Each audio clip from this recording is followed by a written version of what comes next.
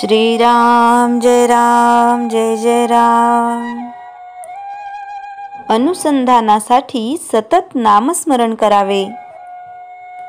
नामस्मरण हे प्रपंचाकरिता म्हणजे तो चांगला व्हावा म्हणून नाही, तर प्रपंचाची आसक्ती कमी करण्यासाठी आहे।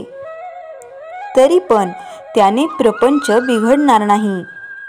जे होईल ते आपल्या बऱ्याकरिता आहे असे मानून परमात्म्यावर विश्वास ठेवून राहावे। एक गृहस्थ मला भेटले तेव्हा म्हणाले, मी रिकाम्या वेळेत नामस्मरण करतो। त्यावर मी म्हटले, साऱ्या जन्मात महत्त्वाचा आणि सार्थकी लागलेला वेळ असेल तर तो हाच, त्याला तुम्ही रिकामा वेळ कसं म्हणता? पुढे ते म्हणाले, प्रारब्धाचे भोग काही केल्या टळत नाहीत, ते भोगावेच लागतात असे सर्व सांगतात।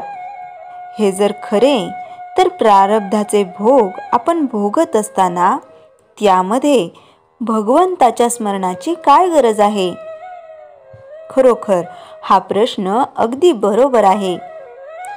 आपल्या कर्माचे भोग आपल्यालाच भोगावे लागतात हे खरे, पण भोग आले की आपल्या मनाला चैन पडत नाही। तिथे मनाला भगवंताच्या स्मरणात गुंतवून ठेवले की आपले समाधान टिकते। आपल्या साध्याच्या अवस्थेमध्ये भगवंताच्या इच्छेने घडायचे ते घडते असे मानणे किंवा भगवंत चांगले करील असा विश्वास ठेवून वागणे हेच सोपे जाईल। हे दिसायला साधे दिसले तरी यात फार मोठे मर्म साठविले आहे हे ध्यानात धरा। भगवंताच्या इच्छेने घडणार ते घडू द्यावे अशी निष्ठा उत्पन्न व्हायला त्याचे अनुसंधान सतत ठेवले पाहिजे। आहे त्यात समाधान आणि भगवंताचे अनुसंधान एवढीच सद्गुरूची आज्ञा असते। दुसऱ्याने आपल्याला दुःख दिले असता आपले अनुसंधान चुकते ही त्याची नव्हे आपली चूक आहे। विषय कसा सुटेल, मन एकाग्र कसे होईल हे न कळले तरी चालेल। सोडण्याच्या गोष्टीचा अभ्यास करण्यापेक्षा धरण्याच्या गोष्टीचा म्हणजे अनुसंधानाचा अभ्यास करावा। एक भगवंताचे अनुसंधान ठेवले की सर्व गुण आपोआपच वाढतील। ते कसे तर शरीराचे अवयव सारख्या प्रमाणात वाढतात तसे।